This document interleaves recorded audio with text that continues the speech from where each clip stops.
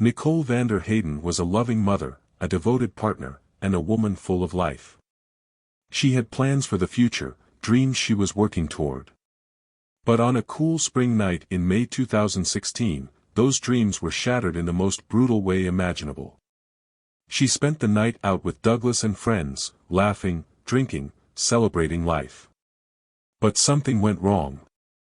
Tensions rose, voices were raised, and then, she was gone. Hours later, her battered body was found in a field, miles away from where she was last seen. The man she loved, the father of her child, was the prime suspect. But as investigators peeled back the layers of that night, they uncovered something far more sinister. A truth no one saw coming. What really happened to Nicole VanderHeyden? Who was responsible for her violent death? And how did the real killer nearly get away with murder? Before we dive into this shocking case, make sure to like this video and subscribe to True Crime Story for more real crime stories. Because sometimes, the truth is darker than fiction. Nicole VanderHeyden, known to her friends and family as Nikki, was a woman full of life from Green Bay, Wisconsin. At 31 years old, she had already built a beautiful family, dedicating herself to her 3 children with love and unwavering devotion. She was the kind of person who lit up a room with her energy, her laughter infectious, her spirit unbreakable. To those who knew her, she wasn't just a mother, she was a best friend, a sister, a daughter, and a woman who loved fiercely. Before meeting Doug Detry, Nikki had spent years in a long-term relationship with the father of her first 2 children. It wasn't always easy, and eventually, the relationship ended. But Nikki was resilient. She picked herself up, determined to move forward, believing that love and happiness were still ahead of her. And then, she met Doug. Douglas Detry was 35 years old, a charismatic salesman with an easygoing charm. He was well-liked, social, and always up for a good time. A former athlete with a love for sports and competition, he carried himself with confidence, the kind of guy people naturally gravitated toward. When he and Nikki crossed paths, there was an instant connection. Their chemistry was undeniable, and before long, they were inseparable. Their relationship moved fast. Nikki, always one to follow her heart, saw a future with Doug. And when they welcomed a baby boy together, it felt like everything was falling into place. A new chapter, a fresh start, a family of their own. To those on the outside, Nikki and Doug seemed like the perfect couple, young, in love, and navigating life as new parents. Social media painted a picture of happiness, snapshots of smiling faces, date nights, and tender moments with their newborn son. But pictures don't always tell the full story.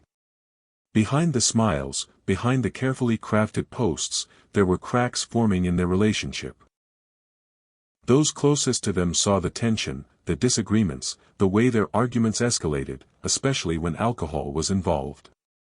Doug had a short temper. Nikki had a strong personality. And when the two clashed, things could get heated.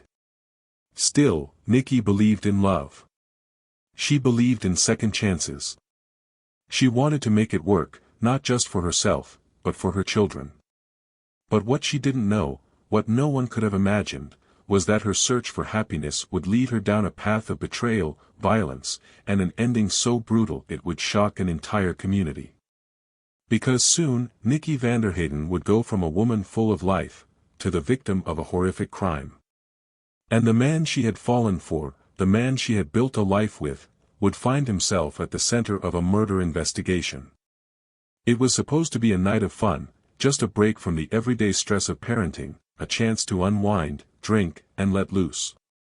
On May 20, 2016, Nicole VanderHeyden and Doug Detry set out for a night on the town, leaving their 6-month-old son and their 2 kids in the care of a babysitter. It was a Friday night in Green Bay, Wisconsin, and the city was alive with energy. The night started at the Watering Hole, where the band Steel Panther was performing. The drinks were flowing, the music was loud, and for a while, everything seemed perfect. Nicole and Doug laughed, danced, and enjoyed themselves, surrounded by friends. It felt good to be out again, to feel young and carefree, even if just for a few hours. But as the night wore on, subtle tensions began to creep in. It wasn't unusual for Nicole and Doug to bicker, especially when alcohol was involved. But tonight, something felt different. After the concert, the group made their way to a popular downtown bar, the Sardine Can. The bar was crowded, buzzing with excitement, and filled with the kind of energy that could either make or break a night.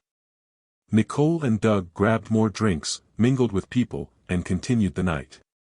But as the drinks kept coming, so did the frustration.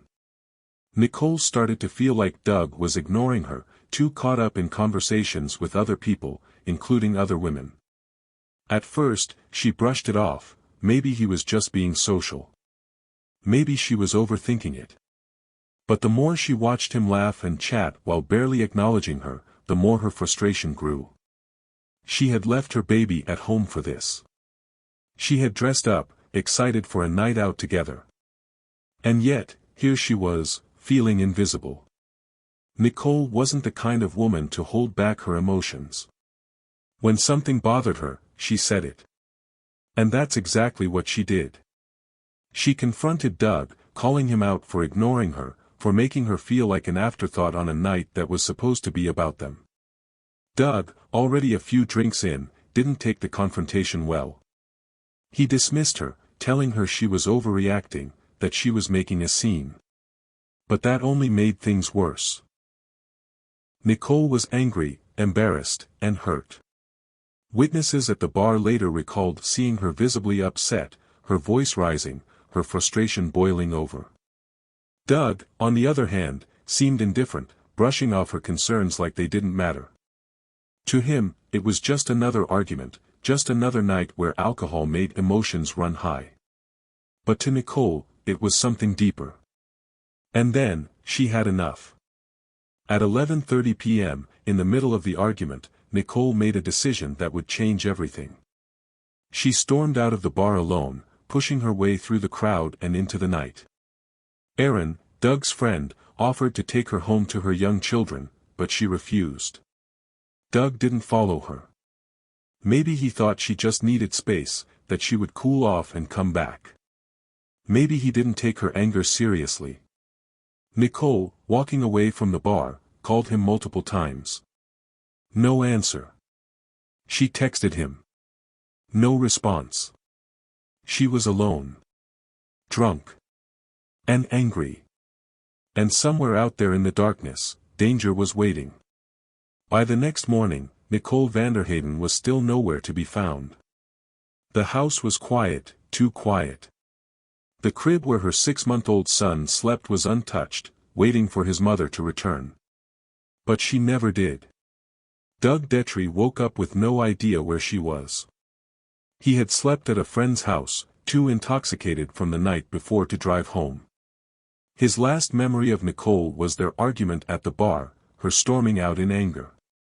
But he hadn't thought much of it at the time. Maybe she had gone home. Maybe she had stayed with a friend. As the hours passed, concern grew. Calls went unanswered. Texts remained unread. Nicole's family began to worry, this wasn't like her. She would never just disappear, especially not with a baby at home. Something was wrong. Doug, now fully awake and realizing the seriousness of the situation, began searching. He called friends, checked places she might have gone, hoping she had just needed space. But as the day dragged on, a gnawing sense of dread crept in. Nicole was gone. Meanwhile, on May 21, 2016, just a few miles away in Bellevue, a quiet suburb of Green Bay, a farmer was going about his normal routine. It was an ordinary Saturday morning, until he noticed something unusual in his field, near Hoffman Road. At first, he thought it was a pile of discarded clothing. But as he got closer, a chilling reality set in. It was a woman's body. She was lying in the open, as if she had been dumped there carelessly. Her clothing was scattered nearby, and the scene was disturbingly violent. Bruises. Blood. A cord lying near her body. This was no accident. This was a brutal murder. The authorities arrived quickly, securing the area and examining the scene. It was clear, whoever had done this wanted her dead. The injuries told a horrifying story. She had been beaten, strangled, left in this field like she was nothing. And when investigators looked closer, the truth became even more terrifying. An autopsy would later confirm what detectives already suspected: severe blunt force trauma to her head and strangulation marks on her neck. The level of violence suggested this was personal, not a random attack, but one filled with rage. Someone had wanted Nicole dead, and they had made sure of it. The question now was, who? And why had a night of fun spiraled into such a horrifying crime? In the wake of Nicole VanderHeyden's brutal murder, investigators turned their attention to the one person who seemed like the most obvious suspect: Doug Detry.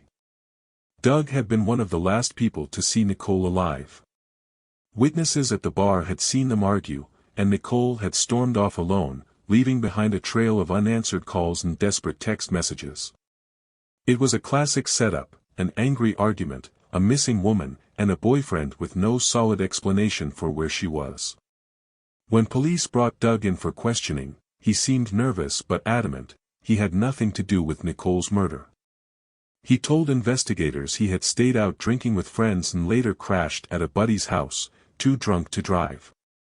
But investigators weren't convinced.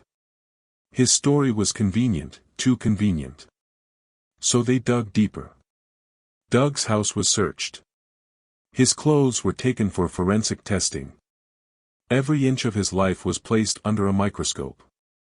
And then, detectives made their move. Doug Detry was arrested. The community was stunned. A grieving father, suddenly in handcuffs, accused of murdering the mother of his child. The news spread quickly. Was Doug a heartbroken boyfriend or a cold-blooded killer? For days, investigators pressed him. Where had he gone that night? What had he done? Why was Nicole found in a field, beaten and strangled? Doug insisted he had no answers, but detectives weren't ready to let him go. Then, a breakthrough.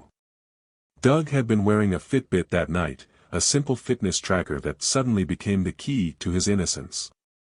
When investigators pulled the data, it told a story that completely shattered the case against him. The records showed that after Doug returned home, he never left during the time Nicole was murdered.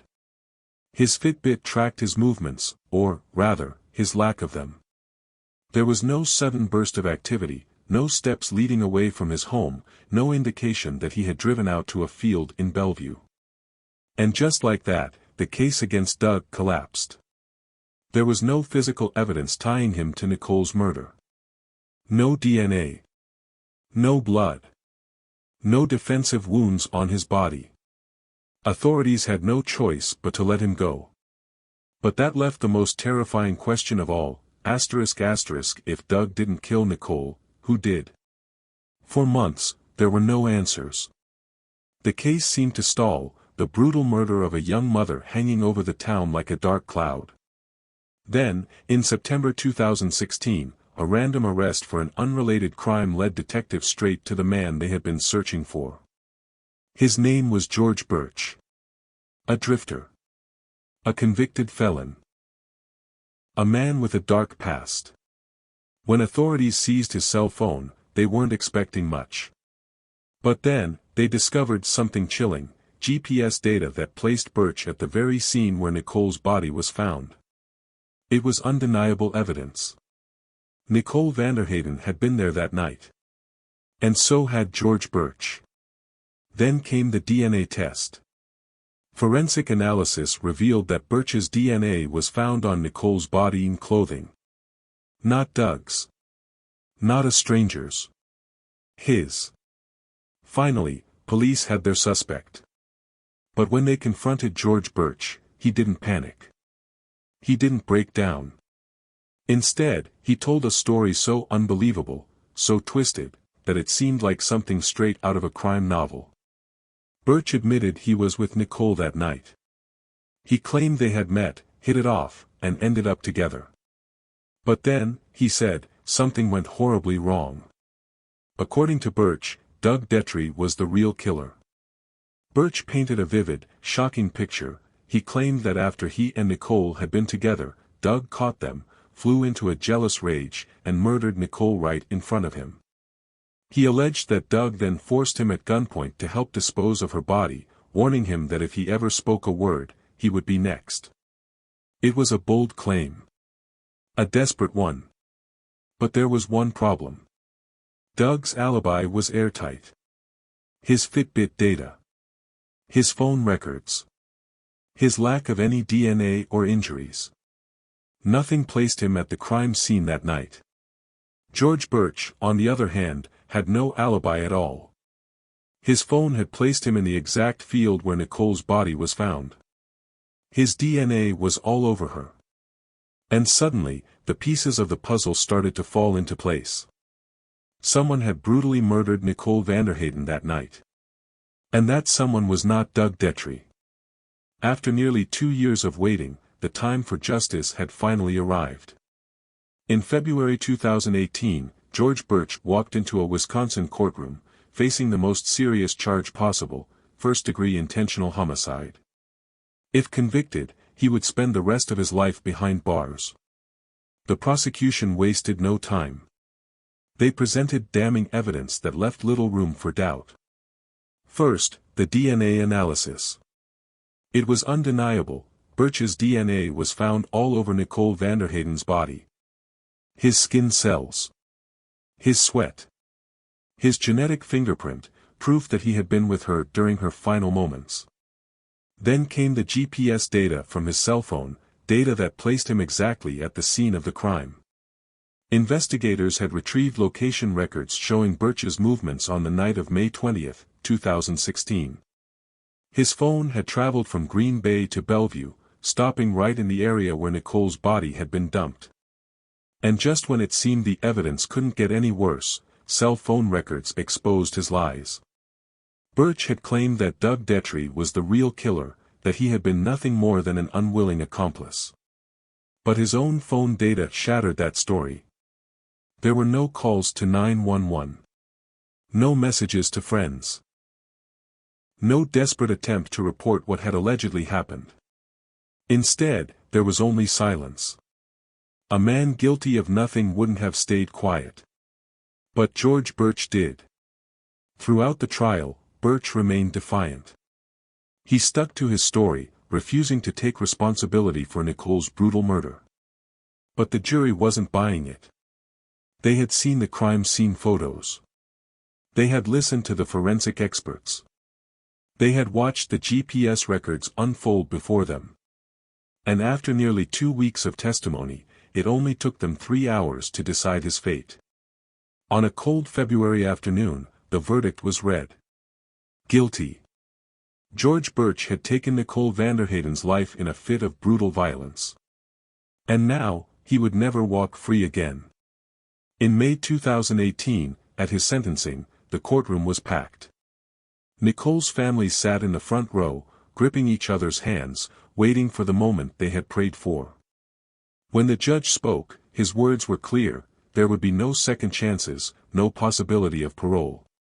George Birch was sentenced to life in prison. As he was led away in handcuffs, he kept his head high, refusing to acknowledge the pain he had caused. But the damage was done. Nicole was gone. A mother of 3, a bright light in the lives of so many, stolen away in a night of unimaginable violence. And while justice had been served, the wound of her loss would never fully heal. When the news broke of Nicole VanderHeyden's murder, the entire Green Bay community was shaken to its core. A mother, young, vibrant, full of life, was gone in an instant, her final moments stolen by an act of brutality no one could comprehend. In the days following the discovery of her body, speculation ran wild. The whispers, the accusations, they spread like wildfire. At first, all eyes were on Doug Detry. People dissected their relationship, their arguments, the tension on the night she disappeared. The court of public opinion had already decided he was guilty, long before the evidence proved otherwise. But as the truth unraveled, and George Birch was exposed as the real killer, those same voices fell silent. The damage had already been done. Doug had endured months of scrutiny, of suspicion, of being branded a murderer. And though he was exonerated, the scars of those accusations would never fully fade. But in the midst of the heartache, something remarkable happened. The community, once divided by rumors and doubt, came together in grief. They mourned Nicole's loss, not just as a victim of a senseless crime, but as a mother, a daughter, a friend. At vigils held in her honor, people gathered with candles in hand, whispering prayers, sharing memories. They spoke of her laughter, her kindness, the way she could light up a room just by walking in. Her family, despite their devastation, refused to let her death be in vain. They turned their pain into purpose. They became advocates for domestic violence awareness, pushing for conversations about the dangers so many women face. Even in relationships that seem picture-perfect from the outside. Nicole's story became a warning, a tragic reminder of how quickly life can change. A night out with friends, a disagreement, a decision to leave, and suddenly, everything was gone. To this day, her memory lives on. Not in the headlines, not in the courtroom drama, but in the hearts of those who loved her. She was more than a victim. She was a mother. A sister. A friend. And though her life was taken, her story will never be forgotten. Life is unpredictable. One moment, you're surrounded by friends, enjoying a night out, laughing, dancing, feeling safe in the familiarity of your world. And then, in the blink of an eye, everything changes. Nicole VanderHeyden never could have imagined that the night she left her home would be her last. That she wouldn't get to tuck her children into bed again, or wake up to the warmth of another morning. That her final moments would be spent alone, in the darkness, at the mercy of a man she had never even met. Her case is a haunting reminder of just how fragile life can be, how danger can lurk in the most unexpected places. We often think we are safe in the company of friends, in familiar neighborhoods, in towns where everyone seems to know each other. But the truth is, evil doesn't always announce itself. It doesn't always come from the shadows, it can be walking right beside us, waiting for the right moment to strike. Nicole's story forces us to ask hard questions. How do we protect ourselves and the people we love? How do we ensure that a simple night out doesn't turn into a nightmare? And how can we prevent tragedies like this from happening again? Perhaps the lesson is in vigilance. In looking out for one another. In trusting our instincts when something doesn't feel right. Or maybe, the lesson is in the way. Her family, her friends, her children, they will carry the weight of her absence forever. But they will also carry her spirit. Because even though Nicole's story ended in tragedy, her legacy lives on. It lives on in the conversations we have about safety. In the way we teach our daughters, our sisters, our friends, to be cautious. In the way we demand justice for those who can no longer speak for themselves. And in the way we refuse to forget. Nicole VanderHeyden was more than a name in a headline. More than a case number.